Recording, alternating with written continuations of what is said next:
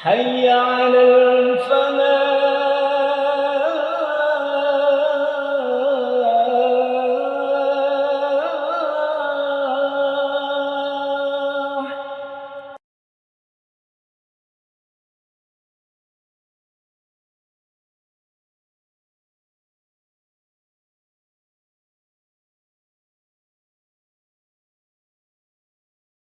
Bismillahirrahmanirrahim.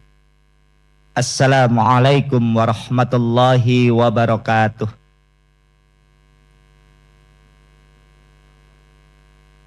Innal hamdalillah nahmaduhu wa nasta'inuhu wa nastaghfiruh wa na'udzu billahi min syururi anfusina may yahdihillahu fala mudhillalah wa may yudlil fala hadiyalah.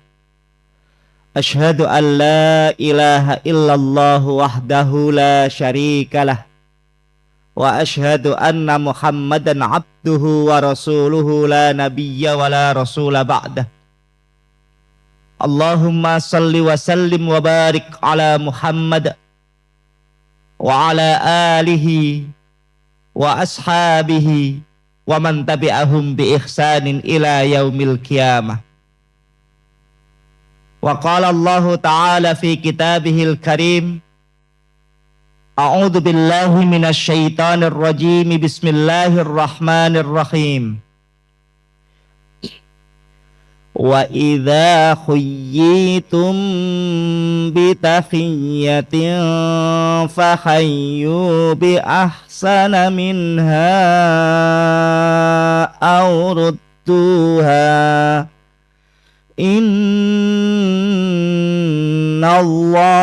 kana ala kulli syai'in hasiba. Surat An-Nisa atau surat yang keempat ayat 86. Wa qala Rasulullah sallallahu alaihi wasallam fi hadisih an Zahri an Urwah wa an Aisyah qalat ma kana Rasulullah sallallahu alaihi wasallam yasrutu sardakum hadha walakinnahu kana yatakallamu bi kalamin yubayyinuhu faslun yahfaduhu man jalasa ilaih. Hadis hasan sahih. Hadirin jamaah Masjid Al-Falah yang mudah-mudahan dimuliakan dan dirahmati oleh Allah. Puji syukur kehadirat Allah Subhanahu wa taala atas segala limpahan nikmat karunia yang Allah hadirkan kepada kita, sehingga pagi hari ini Allah masih izinkan kita untuk menikmati indahnya dunia ini. Dan mudah-mudahan kesempatan ini, kemampuan yang Allah berikan ini, kita mampu menggunakannya untuk banyak beramal soleh. Ada satu pesan di dalam sebuah kitab yang ditulis oleh Syekh Qadir Jailani. Beliau katakan, saat Allah memberikan kesempatan dan kemampuan kepada kita, maka perbanyaklah amal soleh. Kenapa kemudian kita diminta untuk memperbanyak amal soleh? Karena kita tidak tahu kapan akan dipanggil oleh Allah. Maka mudah-mudahan saat kita beramal soleh inilah, dan amal soleh inilah yang kelak akan menghantarkan kita semua kepada kebahagiaan yang hakiki. Sekali lagi, kita tidak tahu kapan akan dipanggil oleh Allah. Apakah saat kita sedang marah, atau saat sedang berzikir, atau saat sedang menyimpan dendam kepada seseorang, atau saat kita mampu memaafkan seseorang yang telah berbuat jahat kepada kita. Hadirin jamaah yang mudah-mudahan dimuliakan oleh Allah. Maka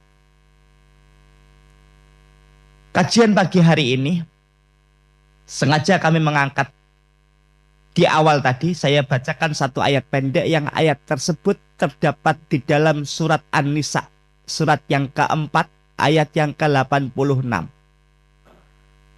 Di antara intisari dari ayat itu, ada sebuah perintah yang diperintahkan oleh Allah kepada kita semuanya. Apa itu? Membalas kebaikan seseorang atau sapaan seseorang dengan balasan terbaik. Bi ahsani minha aw rudduha. Ada penghormatan yang harus kemudian kita lakukan kepada siapapun. Setrata apapun sosialnya, jabatannya, kedudukannya. Tapi yang sering kali terjadi adalah kadang-kadang orang yang memiliki status lebih tinggi minta dihormati dan dia lupa untuk menghormati yang lainnya. Betul Bapak Ibu? Iya. Padahal perintah ayat jelas. Wa idza khuyyitum bitahiyyatin. Apabila kamu dihormati dengan suatu penghormatan, dalam konteks ayat ini adalah disebut dengan salam. Perintahnya adalah balaslah penghormatan itu dengan yang lebih baik. Kita masih menemui orang mendapati salam, menjawabnya tidak ikhlas. Menjawabnya sekenanya, tanpa memperdulikan siapa yang memberi salam. Maka nanti ini terkait dengan bagaimana etika kita dalam berkomunikasi, etika kita dalam menjawab, dan bagaimana agar ucapan kita itu mampu seperti yang tadi Rasul sampaikan. Rasulullah itu apa? Ketika mengucapkan sesuatu, ketika menyampaikan sesuatu, para sahabat saat itu langsung menghafalnya. Kenapa? Saking mudahnya ucapan yang diucapkan Rasulullah kepada sahabat saat itu, sehingga apa? Para sahabat langsung menghafalnya. Jadi sekali duduk, apa yang disampaikan Rasulullah, sahabat langsung menghafalnya. Saat ini bagaimana Bapak Ibu? Ketika jenengan habis mengikuti kajian, yang teringat apanya? Sarapannya apa kajiannya?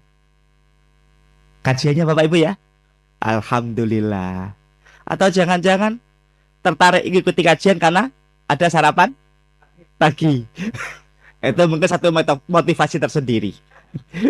Gitu Pak ya.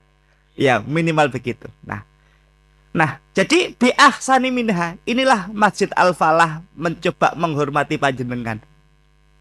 Dengan apa? Menyediakan banyak fasilitas. Supaya apa? Jenengan nyaman untuk belajar dan mempelajari ilmu agama. Kenapa? Bahagianya seseorang bukan karena jabatan kedudukan. Bahagianya seseorang bukan karena harta benda yang dimiliki, tapi karena ilmu yang dimilikinya. Kan Allah sudah janjikan, yang diangkat derajatnya oleh Allah adalah satu, orang yang beriman. Yang kedua adalah orang yang berilmu. Orang yang beriman dan berilmu. Maka Masjid Al-Falah berusaha membalas sapaan panjenengan dengan hadir di Masjid Al-Falah dengan apa? Dengan bi ahsani minha. Dengan balasan yang terbaik. Masjidnya dipenuhi fasilitasnya. Ada kurang, disampaikan dengan perkataan yang santun. Ada yang baik, diapakan Bapak Ibu? Disampaikan pula. Kenapa? Kadang-kadang kita itu butuh feedback. Butuh apa? Semacam balasan, semacam penilaian. Tetapi tentu penilaiannya adalah yang baik. Panjenengan ketika habis memberikan nafkah kepada istri, pasti ada sedikit harapan. Kok enggak ngucap terima kasih ya? Kok enggak ngucap dan seterusnya dan seterusnya. Maka tadi bi ahsani minha, balas dengan balasan yang terbaik atau yang lebih baik daripadanya, atau balaslah dengan yang sepadan. Balas dengan yang sepadan. Nah, terkait dengan ini, maka kalau disimpulkan dari surat An-Nisa ayat yang ke-86 ini, bahwa ada 3 hal yang perlu kita simak. Yang pertama adalah kewajiban menghargai niat baik.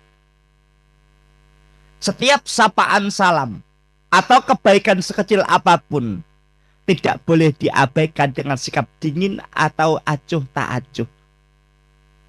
Yang kedua, prinsip mengangkat derajat orang lain. Islam tidak meminta kita membalas dengan setara, tetapi menganjurkan membalas dengan lebih hangat, bi ahsaniha. Jika ada yang menyapa kita dengan senyuman, balaslah dengan senyuman dan kata-kata yang menenangkan. Itulah yang disampaikan Rasulullah di hadis tadi. Maka Rasulullah sallallahu alaihi wasallam atau maka Rasulullah sallallahu alaihi wasallam yasrudu sardakum hada walakinnahu kana yatakallamu bikalamin yubayyinuhu faslun yakfaduhu man jalasa ilai. Sekali ngomong, apa yang diucapkan Rasulullah langsung tertanam di dalam jiwa. Kenapa? Ada kalimat yang menenangkan, ada sapaan yang hangat, ada kalimat yang langsung bisa diterima oleh nalar, tidak berat. Nah, lebih dalam terkait dengan komunikasi ini, Allah sebut dan seringkali mungkin diulas adalah dalam surat Luqman ayat yang ke-13 sampai dengan 19. Yang teringat di ayat-ayat tersebut adalah terkait dengan kesyirikan. Larangan untuk berbuat syirik. Tapi ada yang melupakan mungkin. Di dalam konteks surat Luqman itu, bahwa di awal-awal itu atau di antara ayat 13 sampai dengan ayat 16 itu, disitulah kemudian Luqman Al-Hakim itu memberikan tauladan kepada kita. Bagaimana kemudian kita bisa berkomunikasi secara empatis kepada setiap insan manusia di dunia ini. Nah, kalau boleh kemudian diambil sebuah intisari, maka ada 3 hal di antara ayat 13 sampai dengan ayat yang ke-19. Jenengan bisa baca. Dan karena di ayat itu tidak sekedar hanya mengulas tentang bagaimana nasihat Luqman terkait dengan yang paling diingat adalah terkait dengan Luqman menasehati anaknya agar ia tidak berbuat kesyirikan. Tapi ada atau Luqman di situ memulai dengan kalimat apa? Ya bunayya. Apa maknanya Bapak Ibu? Ya bunayya. Nah, maka berkomunikasi atau dalam konteks kita berkomunikasi itu ada istilah namanya psychological safety. Sebelum kita menyampaikan sesuatu yang berat, sesuatu yang pondasi dasar atau yang mendasar, maka seseorang yang mendengar ucapan kita harus dibuat nyaman dulu. Mungkin kita seringkali menasehati anak, menyampaikan pesan kepada pasangan hidup kita. Tapi seringkali pula apa yang kita sampaikan diabaikan oleh mereka. Mungkin ada cara yang salah atau ada cara yang kurang tepat. Sehingga apa? Apa yang kita sampaikan belum seutuhnya diterima oleh pendamping hidup kita atau keluarga kita. Maka Luqman kasih contoh. Luqman Al-Hakim. Apa contohnya? Ia tenangkan yang akan mendengar nasihatnya. Maka dia punya panggilan kasih sayang. Kalimatnya apa? Ya bunayya. Ia menyetarakan dirinya dengan siapa yang akan dinasehati. Setara. Jadi kita ambil. Kalau kita kemudian menasihati menggunakan jabatan kedudukan yang kita miliki, maka yang muncul adalah ketakutan. Beda kalau kemudian di kesatuan yang berurusan dengan keamanan, pasti itu ada doktrinasi. Betul gitu Bapak ya? Beda dengan itu. Tapi ketika kita menasehati, kita jadikan diri kita selaras setara dengan yang akan kita nasihati. Kita menasehati anak, maka kita ketika anak itu duduk, ya kita duduk. Kenapa? Supaya dia nyaman. Supaya dia mendapati kenyamanan dalam kita menyampaikan tadi itu. Ada perasaan nyaman secara psikologis supaya apa? Nasihat kita bisa diterima dengan baik. Tapi seringkali orang tua menggunakan kalimat-kalimat ancaman. Kalimat-kalimat yang keras. Kerasnya suara kita belum tentu bisa masuk ke dalam jiwa anak-anak kita. Betul Bapak? Tapi ketika kita mampu membuat nyaman mereka, insya Allah nasihat kita, pesan yang mau kita pesankan akan diterima. Mohon maaf, bukan melarang demo, bukan gak suka demo. Berapa banyak demonstrasi yang disampaikan di negara kita ini. Apa yang terjadi? Apakah dilakukan oleh pemerintah kita? Apakah didengar oleh seluruh rakyat? Tidak juga. Karena mungkin ada yang tidak nyaman dengan pesan yang disampaikan.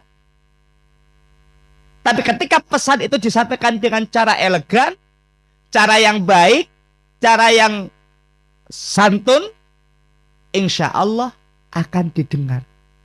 Maka yang lagi viral itu adalah seorang mahasiswi kedokteran UI yang kalimatnya itu asik.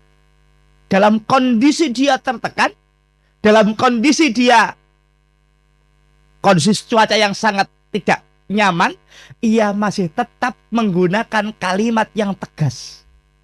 Kalau jenengan ikuti. Maka pesan itu akhirnya apa? Membuat lawan bicaranya tidak bisa menjawab. Kenapa? Tadi ia betul-betul menghargai lawan bicaranya. Walaupun dalam kondisi yang tidak memungkinkan. Seorang perempuan dikerubuti oleh banyak orang laki-laki. Ini karena dia merasa nyaman di situ untuk berkomunikasi. Nah, ketika jiwanya nyaman, apapun yang disampaikan, insya Allah akan bisa diterima. Tetapi ketika jiwanya tidak nyaman, maka apa?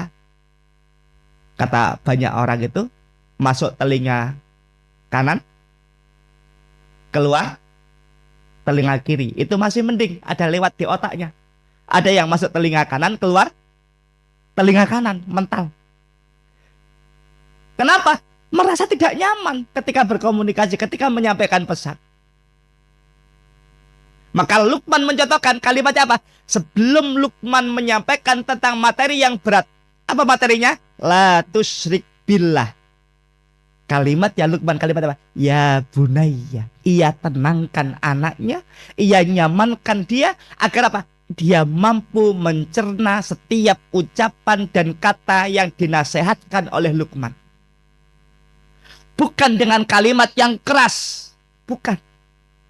Bukan dengan suara yang keras, bukan.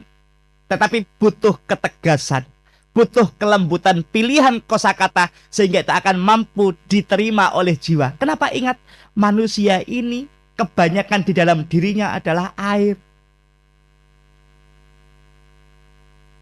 Maka kita pernah baca mungkin ya, seorang ilmuwan dari Jepang itu menguji molekul-molekul air kalau nggak salah itu.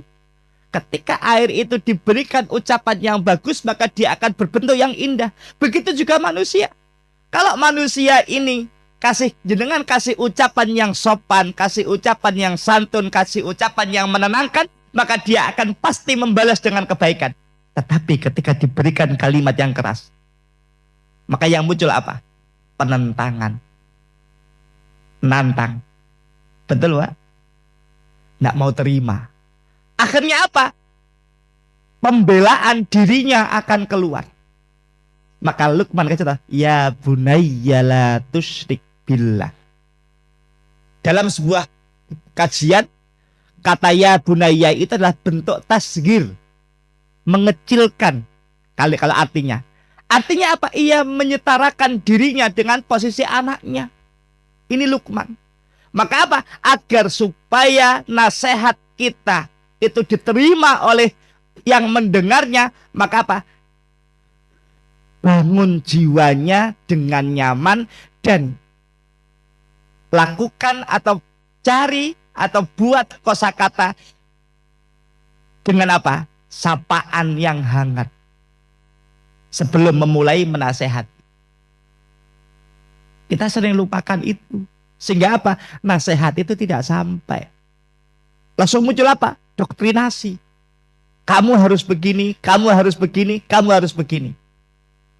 Tapi lupa untuk apa? Menyamankan jiwa sang anak atau jiwa yang mendengar ucapan kita.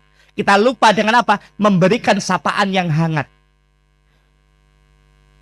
Hadirin jamaah yang mudah-mudahan dimuliakan oleh Allah. Maka disampaikan Luqman tidak memanggil anaknya dengan membentak. Luqman tidak memanggil anaknya dengan memerintah. Luqman tidak memanggil anaknya untuk dihakimi. Tapi Luqman Al-Hakim ini menggunakan sapaan panggilan yang syarat dengan apa? Kasih sayang. Ya bunayya. Kalau Nabi manggil istrinya pakai kalimat apa, Bapak? Ya, kalau dalam banyak cerita itu dipanggil dengan apa? Ya Humairoti. Kalau panjenengan manggil istri bagaimana? Sawah yang gitu ya. Nah, itu sapaan cintanya, sapaan sayang, sapaan yang kasih sayang tadi. Maka kita harus munculkan itu. Artinya apa? Luqman kasih contoh kepada kita sebelum kita memberikan nasihat yang berat, maka apa? Sapalah mereka, panggillah mereka dengan panggilan yang syarat dengan kasih sayang. Hadirin jamaah yang mudah-mudahan dimuliakan oleh Allah. Nah, jadi Luqman seperti itu. Luqman terlebih dahulu memastikan bahwa hati anaknya merasa nyaman, merasa aman, dan merasa dicintai. Kalau ini kita lakukan di dalam kehidupan keluarga kita, insya Allah inilah keluarga yang sakinah. Keluarga yang penuh dengan apa? Cinta kasih. Kenapa? Hangat. Kalimat-kalimat yang keluar, sapaannya hangat. Ya. Tidak memberikan label-label yang tidak bagus. Tadi kalau jenengan mengikuti yang dibaca oleh imam tadi, itulah kalimat-kalimat yang mestinya kita lakukan di dalam berkomunikasi. Betul Bapak Ibu ya? Tadi yang dibaca imam Al-Hujurat tadi. Nah, begitu. Nah, kenapa? Kenapa kita perlu memunculkan sapaan yang hangat? Kenapa kita perlu memunculkan sapaan yang syarat dengan kasih sayang? Kenapa? Orang tidak akan peduli seberapa banyak yang kita tahu, sampai mereka tahu seberapa besar kita peduli pada mereka. Kepedulian atau empati. Mampukah kita menghargai sesama kita dalam berkomunikasi? Maka disitulah mereka akan peduli sama kita. Nah, kadang-kadang kita lupa untuk itu. Nah, hadirin yang dirahmati oleh Allah. Jadi kalau jenengan nanti telah di ayat 13 sampai 16, sampai di dalam ayat itu ada kalimat gini, wasahibhuma fid dunya ma'rufa. Kalau kita pengen kalau kita berharap bahwa yang kita sampaikan itu diterima oleh orang yang mendengarnya, maka apa? Kita harus mampu memperlakukan mereka dengan perlakuan yang baik.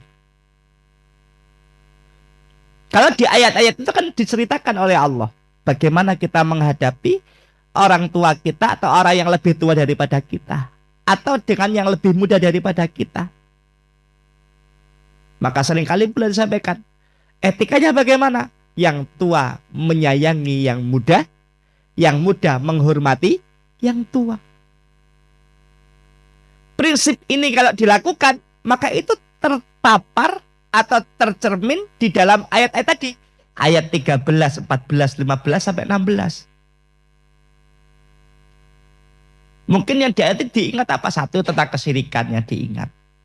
Yang kedua, berbakti kepada orang tua. Tapi ada yang lupa tadi. Bagaimana nasihat-nasihat ini disampaikan oleh Luqman? Maka perlu dibangun apa? Pondasi kejiwaan yang nyaman. Kemudian pilihan kata yang hangat.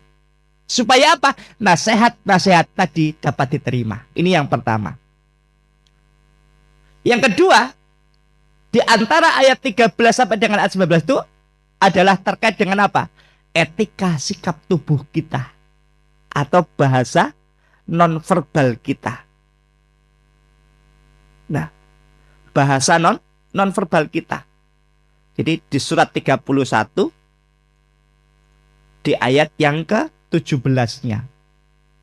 Di situ Allah Ta'ala sampaikan, ya bunayya aqimis sholata wa'mur bil ma'rufi wanha 'anil munkari wasbir ala ma asobak inna dzalika min asmil umur.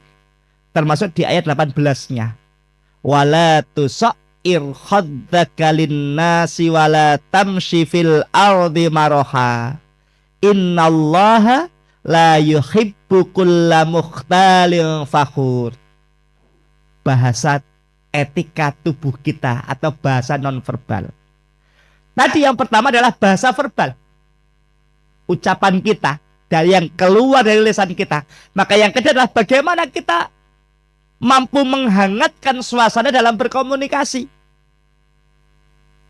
Dalam konteks berkomunikasi kadang-kadang lawan bicara kita sudah meninggi duluan. Betul Bapak? Kita belum apa-apa sudah digas. Ya. Apalagi kalau atasan manggil bawahannya. Pasti yang bawahan sudah lebih galak daripada atasannya. Ada yang pernah ngalami? Nah, maka disitulah kemudian apa? Bahasa kita harus bagaimana? Wasbir ala ma asobak. Tetap tenang. Tapi kadang-kadang kita terpancing. Kadang-kadang kita terpancing. Apa itu sabar? Dimaknai adalah kemampuan untuk mendengar aktif tanpa terburu-buru menyela. Orang kalau marah Bapak Ibu, ya, itu pasti dia pengen ngomong terus. Maka tunggulah sampai dengan ia selesai. Itulah aplikatif sabar. Wasbir ala ma asobak. Apa itu? Kemampuan untuk mendengar aktif tanpa terburu-buru menyela. Situ. Kadang-kadang kita nggak sabar, pengen bales tok aja. Maka mari kita coba, mari kita lakukan. Ini pesan Quran, ya, pesan Al-Quran. Ada sebuah kalimat itu gini. Barang siapa mengamalkan satu ilmu yang dia dapat, ya, maka Allah akan mudahkan ia untuk mempelajari ilmu yang lainnya. Nah, kalau kita pengen dapat ilmu yang lebih, maka apa? Sedikit ilmu yang kita kuasai, ayo kita terapkan. Ini hal kecil dalam konteks kita berkomunikasi, dalam konteks kita berbicara, dalam konteks kita memberikan nasihat, dalam konteks kita memberikan apa lagi? Sebuah pandangan dalam mungkin untuk anak kita atau keluarga kita dalam menjalani kehidupan. Karena kita punya cita-cita yang panjang terhadap keluarga kita. Maka cita-cita itu harus disampaikan dengan apa? Sapaan yang hangat, jiwa yang nyaman, ya, bahasa yang tertata, bahasa verbalnya ataupun bahasa non verbalnya. Supaya apa? Nasihat kita diterima. Seperti tadi Nabi. Ya, apa tadi kalimat Nabi? Nabi itu mengucapkan kalimat yang mudah untuk dipahami. Kalimat yang mudah untuk diterima. Kalimat yang mudah atau kalimat yang jelas dan tegas itu Nabi. Itu jenengan boleh nanti baca di kitab hadis Syamailu Muhammad yang ditulis oleh Imam At-Tirmidzi. Ada yang punya? Jenengan cari. Jadi Syamailu Muhammad, di dalam buku itu hadis tadi muncul. Bagaimana Nabi itu berbicara? Nabi itu berbicara jelas, Nabi itu berbicara tegas. Bukan keras. Tegas.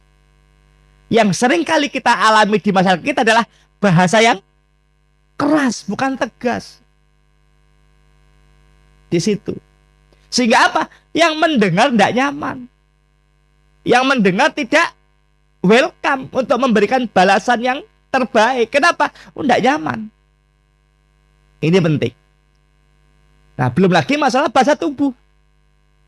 Etika kita bagaimana ketika kita mendengar? Etika kita bagaimana ketika kita berbicara?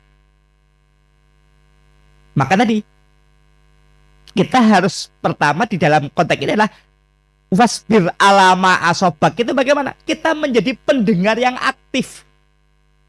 Cuma problemnya bapak-bapak itu kalau mendengar yang diceritakan oleh istrinya itu cepat ngantuk.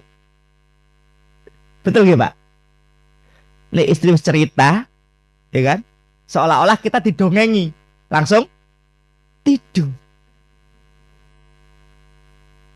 Karena Laki-laki itu kalau udah mendengar itu seolah-olah dininak bubukkan.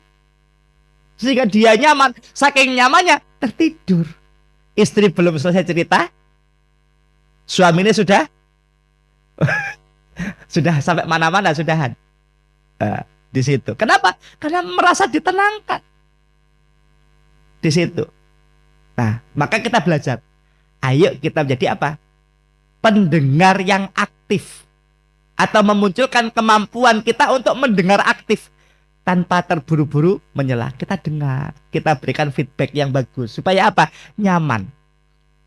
Nah, maka di ayat yang ke-6, 17, 18 ini ada pesan begini. Berbicara dengan anak atau pasangan, atau seringkali ini terjadi, adalah gini. Kenapa kita tidak hangat dalam berkomunikasi? Karena seringkali kita ngomong apa, pandangan mata kita kemana? Ada nggak ketika kita ngomong gitu sambil lihat begini? Ada? Ini tidak dianjurkan. Kalau kita sedang berbicara, taruh. Supaya apa? Ada kontak mata antara yang berbicara dan mendengar. Tapi hari ini seringkali apa terjadi? Kita bicara apa? Anak pegang apa? Istri pegang apa? Udah. Ini ada yang katakan ini setan kotak. Setan kotak ini. Kenapa? Yuwaswisu fi sudurin nas. Pengen megang ini. Di situ. Betul Bapak ya? Ngalami? Iya. Nyaman gak panjenengan? Nggak nyaman ketika berbicara terus pasangan lawan bicaranya pegang ini. Nyaman tidak? Nggak nyaman. Gak diwongke. Betul Pak, gak diwongke. Itu. Maka tadi dikatakan. Maka di ayat 18 bilang apa? Wala tuso'ir khadzaka linnasi wala tamsi fil ardi maroha. Kalau kita pengen dihargai, jangan meninggi. Artinya apa? Berikan penghargaan yang baik. Taruh dulu. Disimak dengan baik. Kontak matanya ada. Ekspresi wajahnya ada. Ini penting. Supaya apa? Nasihat kita itu tersampaikan dengan baik. Inilah yang dicontohkan oleh Luqman kepada kita. Tapi kadang-kadang seringkali apa? Orang tua menggunakan otoritasnya untuk menyampaikan pesan. Kadang-kadang dengan ancaman. Kalau kamu tidak dengarkan, tak potong uang sakumu. Tidak saya kasih ini. Akhirnya apa? Ketidaknyamanan yang muncul. Nasihat kita lepas karena dia takut hanya gara-gara fasilitas yang akan diberikan dikurangi. Maka dia pura-pura mendengar. Setelah dapat yang dia inginkan, dia baik lagi. Kenapa? Tidak tertanam di dalam jiwa. Maka saat malaikat Jibril itu menurunkan wahyu kepada Nabi Sallallahu Alaihi Wasallam di dalam surat Al-Qiyamah, surat yang ke-75 itu kalimatnya begini. La tuharrik, wahai Muhammad, kalau Jibril sedang membacakan Quran, simaklah dengan seksama. Disampaikan. Jangan tergesa-gesa engkau ingin membaca. Simak dulu dengan seksama supaya kita bisa memahami. Nanti jenengan cek surat Al-Qiyamah, surat yang ke-75. Kalau nggak salah di ayat yang ke-16 kalau nggak salah. 16 Bapak. Jadi itu disampaikan. Karena seringkali penyakitnya orang mendengar itu apa? Wes pengen jawab. Pengen jawab saja. Nggak sabar. Maka sampai urusan wahyu pun Allah kasih cara bagaimana Rasulullah supaya apa? Bisa memahami apa yang disampaikan Jibril kepada Nabi Shallallahu Alaihi Wasallam. Nah, surat 75 ayat 16, 17, 18 sampai 19. Di situ. La tuharrik lisanaka litajalabi. Jangan engkau cepat-cepat ucapkan, gerakkan lisanmu. Kenapa? Tergesa-gesa. Tidak boleh. Di situ. Nah, maka tadi bahasa tubuh itu penting dipahami supaya apa? Kita mampu memahami lawan bicara kita. Nah, hindari dengan tidak adanya kontak mata. Hindari berbicara dengan apa? Membelakangi lawan bicara. Hindari dengan apa? Menunjukkan ekspresi dingin seolah-olah lawan bicara tidak penting. Ngomong sama anak sambil lalu. Ngomong sama istri sambil lalu. Dianggap gak penting. Maka ini pesannya tidak akan nyampe. Tidak akan tersampaikan pesan itu. Nah, ketika kita berharap pesan itu sampai, maka apa? Bangun tadi. Kontak mata, penghargaan, ini ekspresi wajah. Kalau seneng, ekspresikan seneng. Kalau lagi gak seneng, ekspresikan gak senengnya. Supaya apa? Selain bahasa verbal, kita juga dituntut itu bahasa non-verbalnya atau body language-nya kita. Tapi tetap santun. Bukan dengan amarah. Tapi kita ekspresikan itu. Itu. Bisa Bapak? Insya Allah. Sudah ngaji kok. Kan sudah ngaji. Mestinya kalimat yang keluar pilihannya kalimat yang bagus, kalimat yang halus, kalimat yang hangat, sapaan yang hangat. Ekspresi wajahnya adalah ekspresi menghormati lawan bicara, menghargai lawan bicaranya. Inilah empatinya yang diajarkan Luqman kepada kita. Wala tusair khaddaka linnasi wala tamsi fil ardi maraha. Setinggi apapun jabatan kita, jangan disombongkan. Kita ngobrol, kamu tahu siapa saya? Jangan.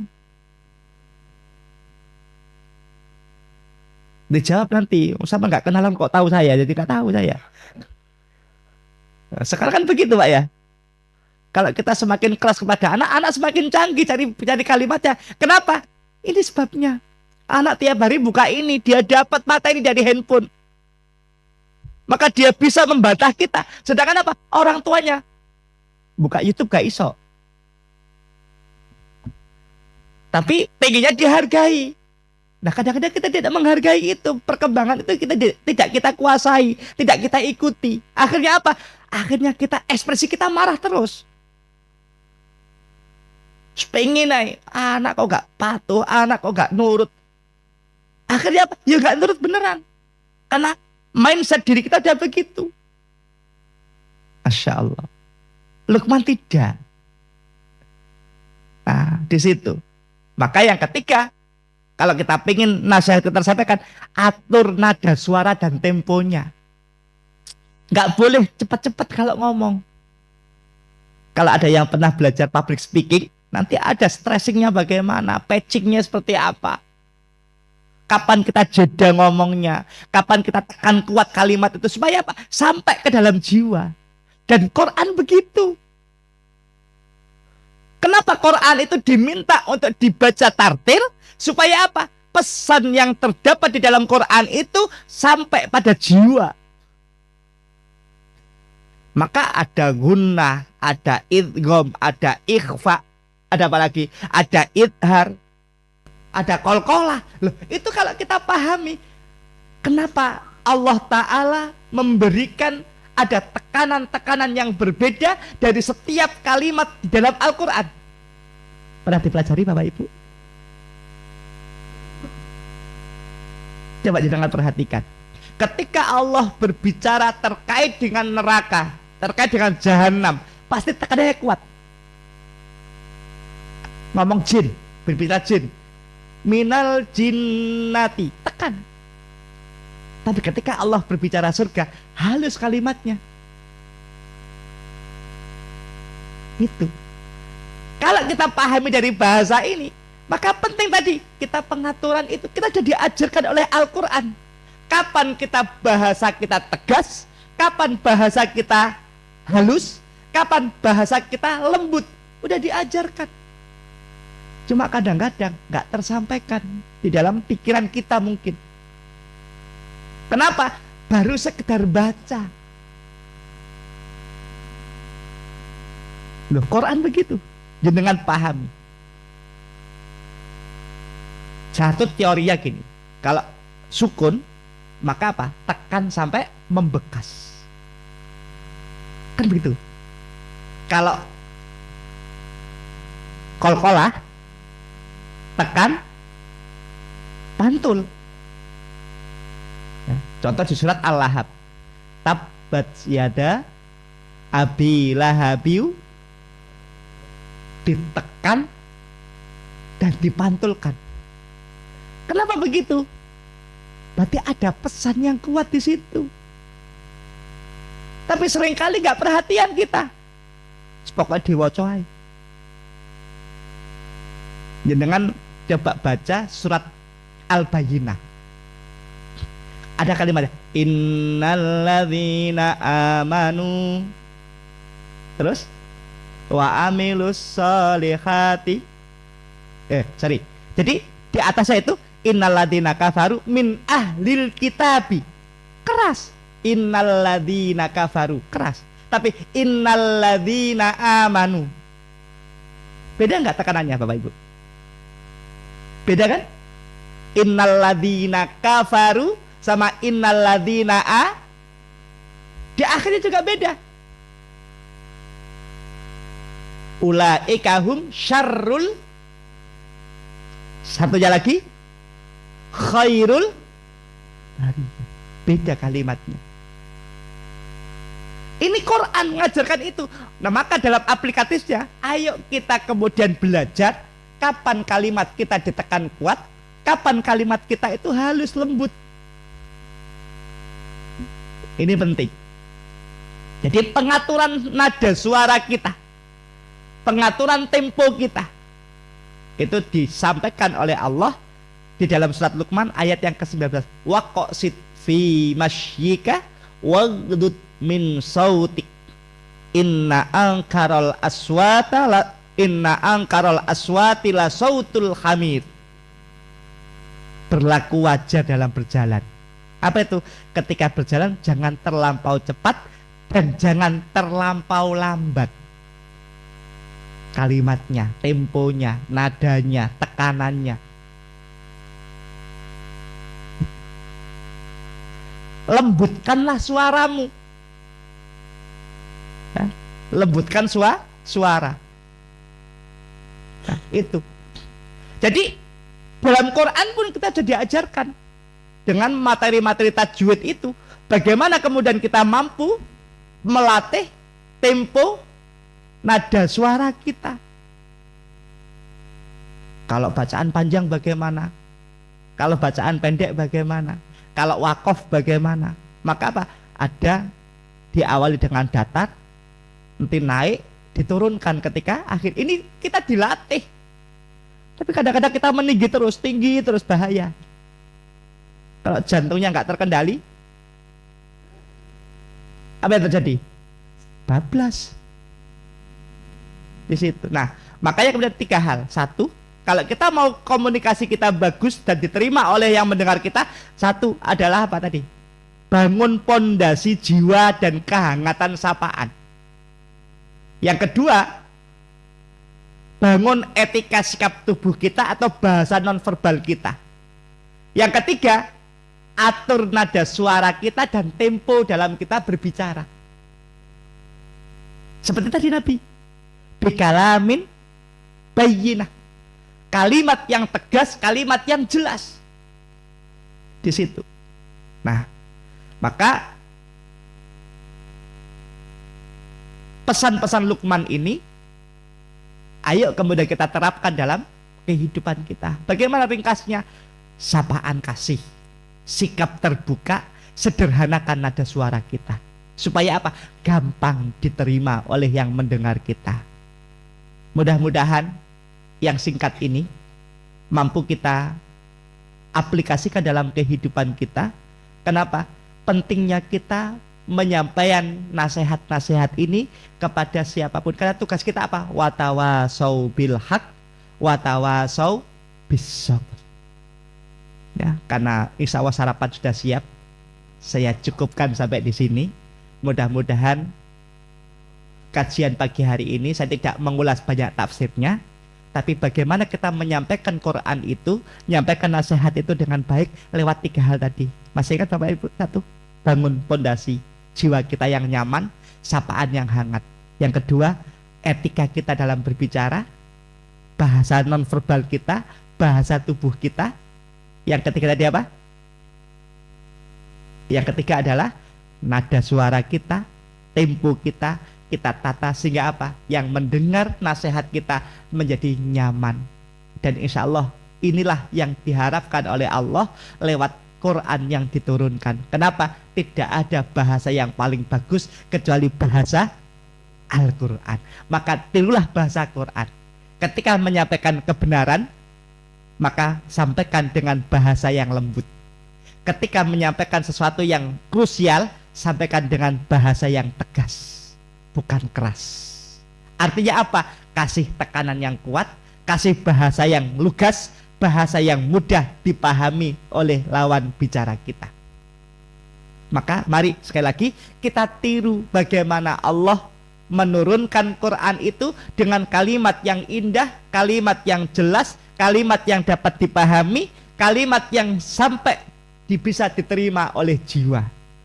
Tetapi Allah sampaikan, Quran hanya akan bisa diterima oleh mereka yang berakal. Di mana itu disebutkan? Ada yang tahu? Nah, nanti kalau jenengan pengen tahu, cari Quran atau surat yang diawali dengan Fawatihus Suwar.